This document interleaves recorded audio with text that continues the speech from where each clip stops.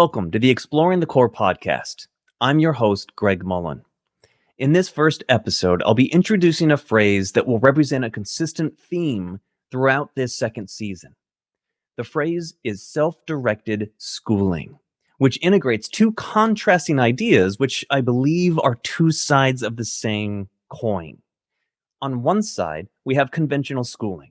In its most traditional sense, this environment places in the hands of the school's leadership and teachers the authority and responsibility for what, how, and when learning happens. This means what students learn is decided ahead of time before the learners ever enter the classroom.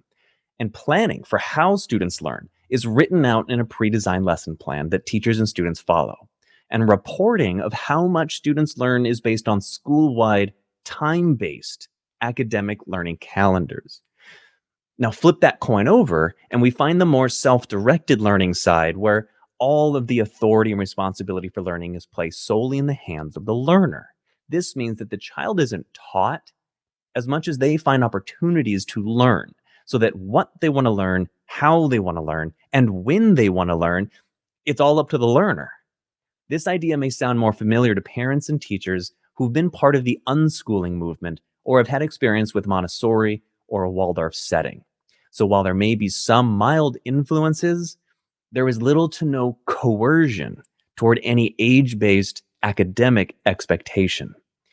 Now, the trouble with describing conventional schooling and self-directed learning as two sides of a coin is it leaves us with a polarizing this or that perspective toward education. Either we trust learners 100% with the authority and responsibility over their own learning, or we don't. And this dualistic perspective just doesn't reflect the wide range of learning environments that do exist, which aren't necessarily one side or the other. In fact, there are conventional school districts who have embraced a self-directed mindset, just as there are self-directed facilities and cooperatives who are collaborating with conventional school districts. And I want to begin this season highlighting two such examples. So stay with me as I highlight segments of one conversation I had with the principal of Meraki High School, a self-directed public school within the San Juan Unified School District in Sacramento, California.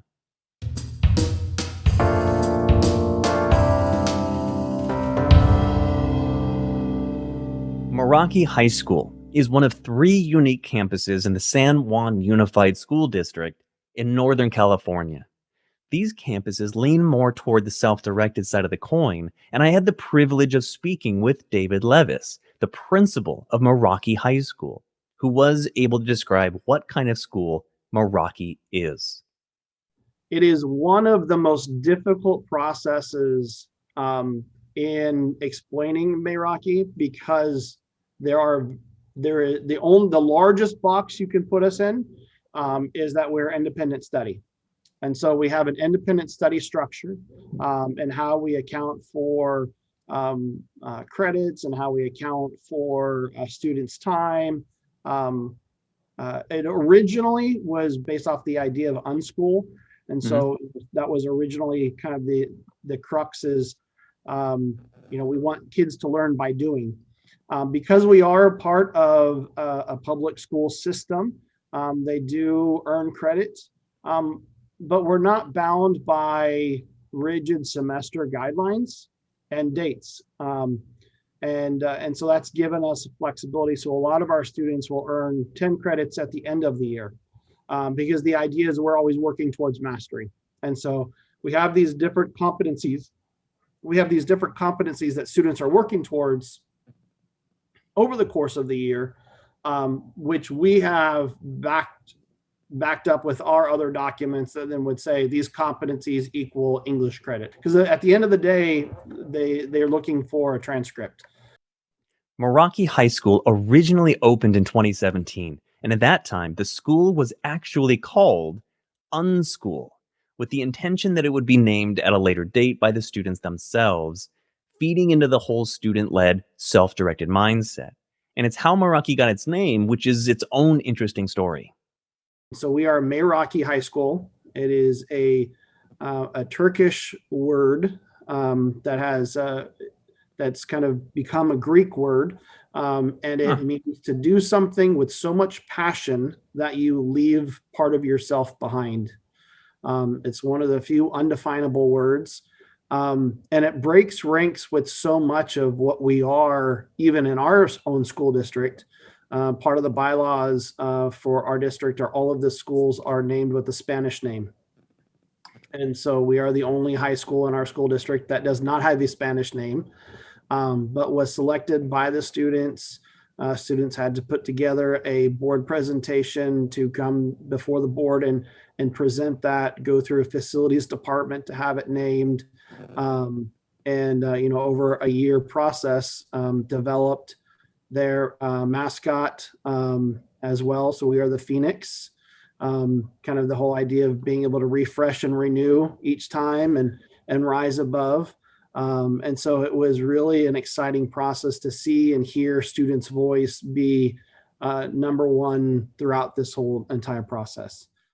In talking with David, I wanted to learn more about how students could choose what, when, and how to learn in this self-directed or independent study schooling environment, while still receiving credits for a diploma.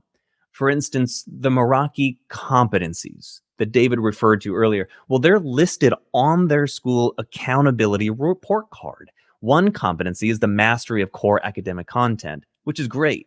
But then the other competencies include things like critical thinking and problem solving skills, collaboration, communication, student-directed learning, and an academic mindset.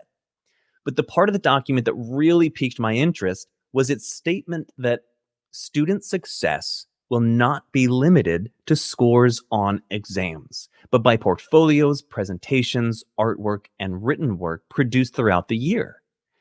It sounded like something teachers in traditional schools do already when they collect samples of student work throughout the year. And so I asked David about how these competencies are met by students at Meraki. So one of the nice things about how we have done this with competencies is it almost more explicitly breaks it down. And so part of the competency language we use is communication. And so they have a whole series of things that they can do to show that they are good communicators. And so at the end of each of these learning cycles that they do, they have what's called a presentation of learning. And they get to share with families or friends, this is what they have learned, and they actually present what they've learned and what they've done and how they've met these different competencies. Now, I'm a fan of standards-based and proficiency-based learning, so I also asked David how he assigns credits to those competencies in order to fulfill district requirements for graduation. I mean, we have to have a final point at some point. For us in general, it's year to year. And so instead of a student making, having semester classes, it's really year-long classes. And so they're going to, if they didn't get it done in Learning Plan 1.1, then they can kind of shift it to Learning Plan 1.2. And the other piece of it is because we're focused on the mastery element of it, is it's not really time-based, so to speak. It's have you mastered this concept? And so it gives us flexibility in getting through some of those pieces. Sure. Can a student in year one get to year two and then realize, you know what, I can finish all of this stuff and I don't need year three and year four? Because right now, because we have to tie all of this to a transcript and credits, there is some flexibility in doing that. So for example, in the state of California, the 9th and 10th grade standards for English are exactly the same. Right. The standards for 11th and 12th are exactly the same. So what's really the difference? And so we identify that in kind of a sense of rigor. And so if they're able to show competency for these different pieces, then we're able to kind of work through that and have those kind of merge together. Similarly for our students, so like they have to have, in our district, they have to have 5 credits of a social science elective to graduate. Usually it's a senior elective. It's done anywhere from geography, sociology, psychology, or lots of different options. And so what we have done is we've incorporated into our advisory class different units or elements of psychology. And so then they will take that all 4 years to be able to get their 5 credits of psychology to be able to go on the transcript, so that they're able to have that be that check off. And so it allows us some of that flexibility to break things down into smaller pieces, or merge things together, as these professionals have, kind of worked through what these competencies equal and what content standards they're going to achieve and what credits then are earned. This process of taking the interests of individual students and translating student projects and discussions into district credits.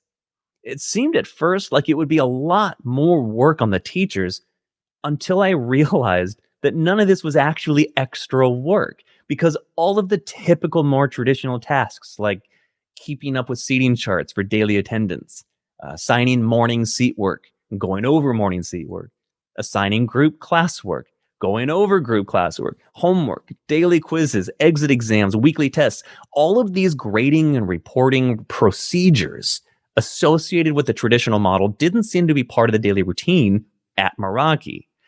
And so this gets me thinking about this shift in the roles and responsibilities between the teachers and the students. And I think about the expectations placed on students who are being asked to take more authority and responsibility over their own learning within a framework of specific competencies. It gets me wondering what it takes for a student coming from a more traditional schooling environment and transitions to Meraki's more self-directed schooling environment.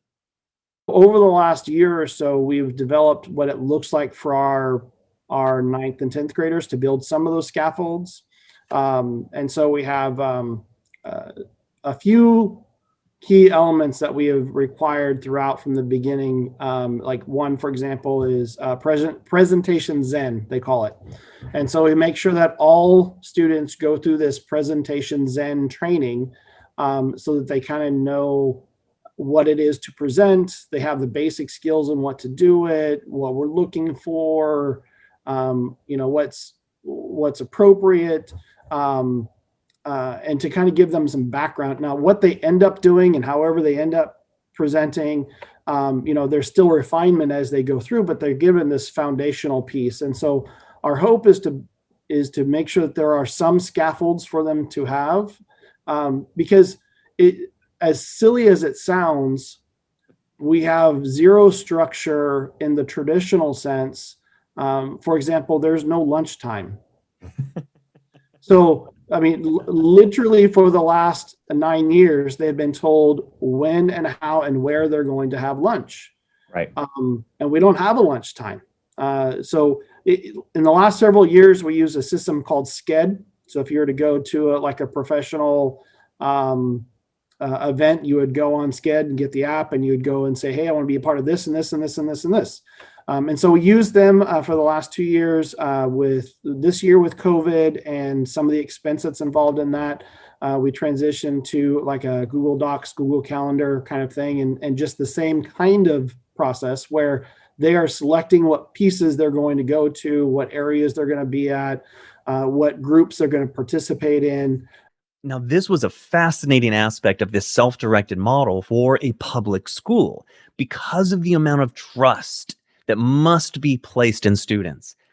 And as we continued our conversation, David described some of the responses he's received from parents regarding how much more freedom and control students have over their own learning at Meraki High School. And one of the nice things, and we kind of get a little bit of a pass on this, because we're open about what the structure is. So we about a month ago, I had an 8th grade family who had come and did a tour, and they were looking at what it is to be here, and that topic kind of came up. And I was very just forthright with them. It has to come down to an element of trust for their student.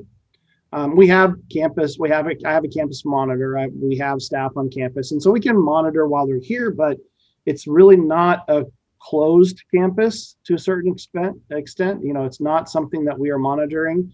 But we do have discussions with the students and the advisors. That's what we call our teachers, advisors. And so there's this because we are independent study. The conversation goes something like this. Hey, John, I'm going to go up and run up to the mini mart and go grab something to eat. John will say, did you text your parent? Yes, I texted my parent. All right. And so it's that kind of conversation. So it is not for everybody. If it's something that you have to struggle with whether or not you can trust them to do the right things, and we prep our families for that. It's not free reign, and usually it's centered around our 9th and 10th graders where they stay a little bit more local. But we have to have it open for our years 3s and 4s because we want them to go out. So they're going to be going out to college campuses. They're going to be going out to their internships. They're going to be going out to, go work on whatever other piece they need to be able to do. To those listening, I think it's important to point out something David mentions about the kind of freedom and independence students at Meraki experience, and that not all families are comfortable with this kind of learning environment. In fact, I make a point to ask David about how many students enroll at Meraki who come from the local public middle schools, and how many come from homeschooling or unschooling or other non-traditional public school environments. One of the nice things about our particular region right now is there's a pretty strong Montessori group, California Montessori Project, and so not all of our students, but many of them come from that vein of education, which I argue that's probably the closest thing to that, where they're able to kind of choose their passion, choose their view, kind of work to what is engaging them. And I think that's what my best understanding of kind of what that system looks like is allow students to be able to plan. And so for students who are coming from that kind of education and coming to Meraki, probably have the closest connection and understand it best, especially the families. When we talk to them about having to sit down and plan out your learning plan, they say, oh yeah, we do that already. So I would say that there would be a great benefit in however it might be done, for some larger areas, if nothing else for the sense of community, because of our small school, we're able to know our kids really well. The advisors know the students. The difficulty always gets into because they've been trained for so long to look up answers and look up, these things. They've just been spoon-fed all of this for all of their life. To focus on the product, not the process. Right. It makes it difficult for students sometimes to transition. And so I think the sooner that they did that, the better off we would be. But it would require us to shift from this industrial model of school that has been around for so long. About 100 years, yeah. And, and for us to be able to really embrace this idea that we aren't making widgets, that we're making humans, and allows us to be able to see them as a human. But it's not efficient. It's not efficient. And so it makes it hard. How do you make sure that you can embrace the student, the whole child? And it almost has to be inefficient. Before I move on to share my next conversation, I want to connect David's thoughts about how embracing the whole child almost has to be inefficient, with a thought from another school leader, Alexis Burgess, co-founder of Alcove, a self-directed learning cooperative in LA. In my conversation with Alexis, I bring up this idea of efficiency over effectiveness in health and safety versus academic proficiency in a school setting. You're right. I mean, and emphasizing that there's a lot of stuff that mainstream sort of conventional schooling has gotten excellent at. And I think there's potentially too much combativeness between that part of the education space and alternative parts of the education space. And I'm definitely interested in minimizing conflict and controversy and just want to let 1,000 flowers bloom.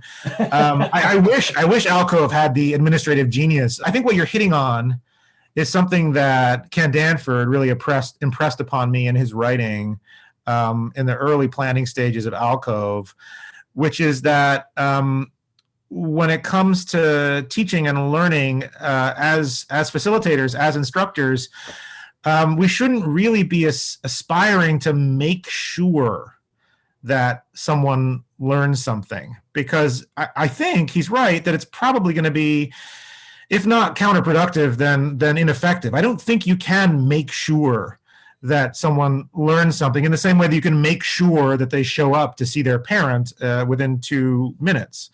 I think you have to focus on making learning possible.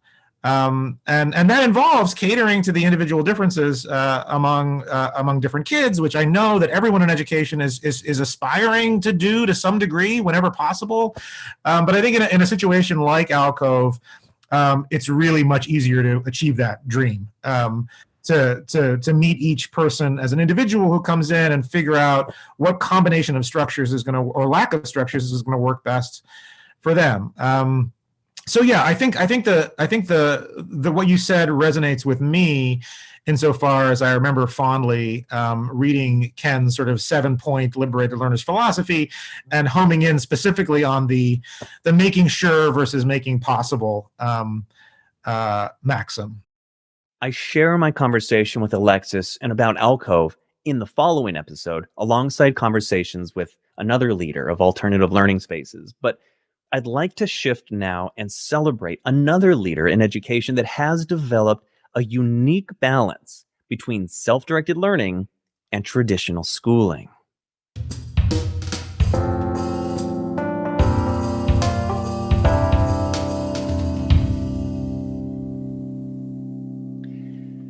Catherine Gobron is the co-founder and executive director of Lighthouse, a self-directed learning facility in Holyoke, Massachusetts.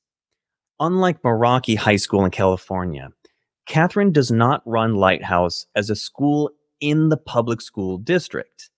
Instead, she co-founded a self-directed learning facility and has been shaping it into a 3-track model.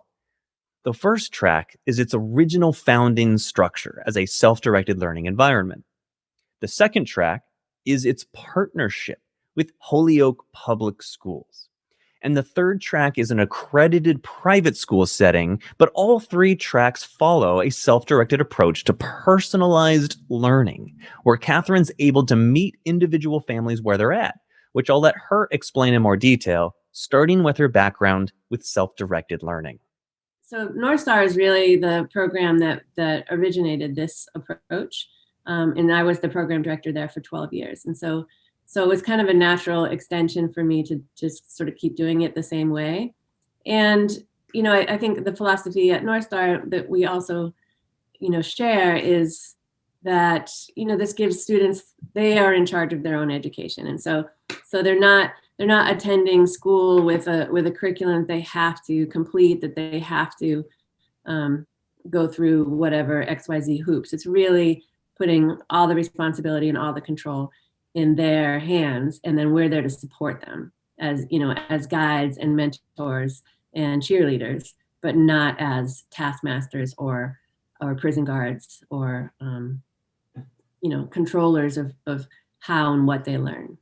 So not being a school, and that's really big at North Star. So we've kind of become a black sheep to some degree by embracing the schoolness.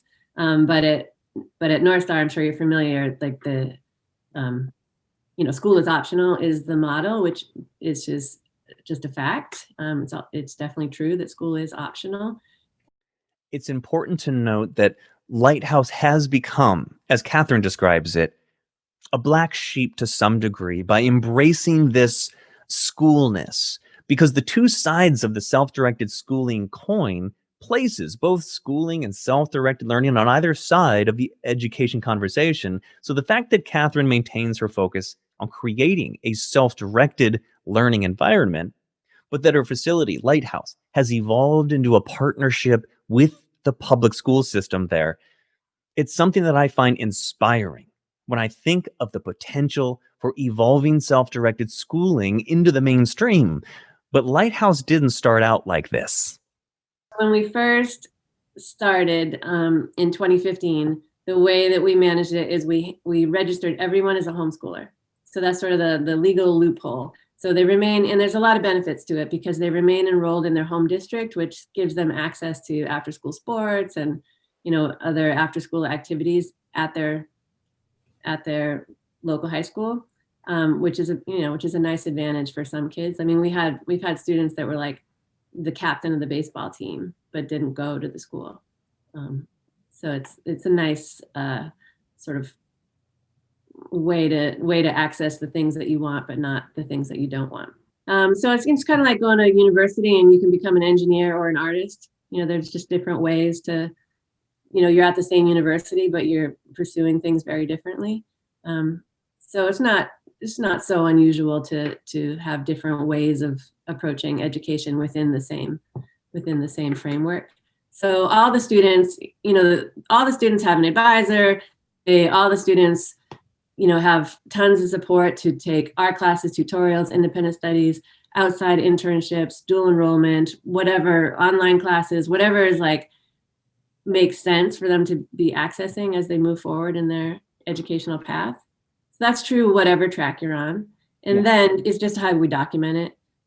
So the graduation, the accredited graduation has a specific track. And so we just keep track of things a little bit differently so that we can say, oh yeah, you achieved 120 units in these areas. One thing I'm glad Catherine also brought up was the socioeconomic background of her town, Holyoke, because it has a considerable amount of urban poverty and a really divided economic base. I think that's important because the scalability of a more self-directed learning environment in urban settings where the structure of traditional schooling is more prevalent, it seems like an important idea to explore. And it does come up in later episodes, but I want to focus this episode on the collaboration of self-directed learning with a traditional school system. Specifically, how Catherine at Lighthouse is able to offer students coming from the public school system an opportunity to earn their high school diploma while still offering a more self-directed learning environment. It's amazing. I mean, so we have so much flexibility around what and how they're learning. So they have to meet these credit requirements, but it's kind of like, I'll use a university example again. So, I need 3 credits from each of these humanity, ABC humanities areas. Category. Yeah. So, but they can be like, maybe it's some kind of, maybe it's the history of the Civil War, or maybe it's anthropology, or maybe it's, there's a whole bunch of different ways to approach meeting that criteria. And so it's similar to us. So they need 20 credits of English, but how we do that English is we have total flexibility about it. So is that reading the biographies of your favorite rap artists? Great.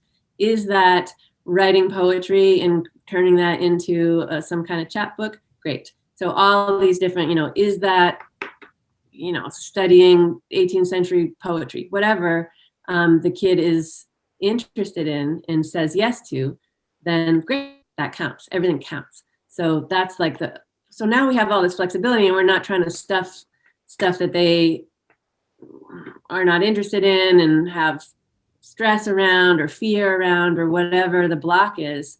We're not arguing about that. Oh, you don't want to take the class you don't want to take the Shakespeare class? Don't sign up for it then. It's like college in that respect. So you don't have to take anything that you don't want to. We need to find some way to get these English credits or these math credits, but it doesn't have to be geometry. It can be financial literacy. It can be, basic algebra. It can be I have a student who's studying cryptocurrency. Awesome. Catherine was very open about the benefits Lighthouse offers both the students and the school district. As I continue trying to wrap my head around the idea that Lighthouse is able to remain a private entity while also collaborating with the school district in this unique way. in the way that we do that, it's sort of like, so they have to do all the credit requirements for the high school, 20 credits of English, 15 social studies, 15 science, Okay. 15 of English, and then a whole bunch of electives.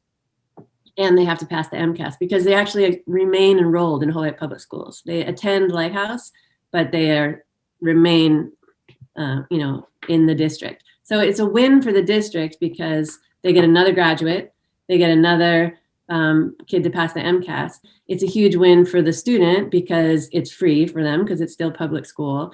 And they are now being served as the individual that they are. And whatever reason it wasn't working before. Sometimes they have life circumstances, like they're taking care of their grandmother, they're caring for a younger sibling, they have just mayhem and chaos in their homes, whether it's, domestic violence or addiction or something that they're managing that was making school just not work, or they didn't learn well in that environment. And so they got negative messaging about who they are and what they're capable of and shut down and sort of gave up on themselves in some ways based on that feedback, which is incredibly damaging. So all different kinds of things happened to them before we get them that made it so school wasn't working. So it's a win for them because now we get to, so what we do is we just meet them. Like we just meet them right where they are, and it's all fine. When I think about how Lighthouse is benefiting not only the homeschool and unschooling families in the Holyoke community as a self-directed learning facility, but also public school families, and eventually families seeking an accredited private school setting, and how each one of these tracks are approached with the same self-directed learning mindset as a private entity outside of the school district. And then I think about David Levis at Meraki High School, where they're approaching this balance from within the public school district. I get excited imagining how other communities across the country might be adapting their own blend of self-directed learning to benefit their public school system in a way that meets the needs of their communities. In fact, I asked Catherine whether she thought Lighthouse could be a model other districts can follow. That's the plan and the goal. There's no one right way, right? So Lighthouse isn't going to so one of our tagline is changing what school can be. So it's not like canceling school. Different students respond well to different approaches. So this is not the end all be all, everyone must do it this way. I mean, I hope to collaborate with lots of districts to develop their own programs. I think we have some core pieces that are really useful and make it successful. And so my hope is to share those core pieces with districts as they develop their own versions of Lighthouse. You can learn more about Catherine at Lighthouse and contact her and her team through their website, lighthouseholyoke.org. David Levis at Meraki High School can be reached through his district's website, sanjuan.edu. Now, as I bring this first episode to a close, I want to bring back a visual from this second season's introduction episode, where I talk about capturing a rainbow. As I continue exploring the core of who we are and how we learn, keep in mind that all of the topics and all of the people throughout this second season are all part of the environment responsible for creating that rainbow, but are not the rainbow itself. The question to ask is not how this episode explains who we are and how we learn, but how the ideas presented connect with the ideas in the other episodes to come to some sort of conclusion specific to your community. So I hope you enjoy this second season, and I thank you for listening. Talk to you next time.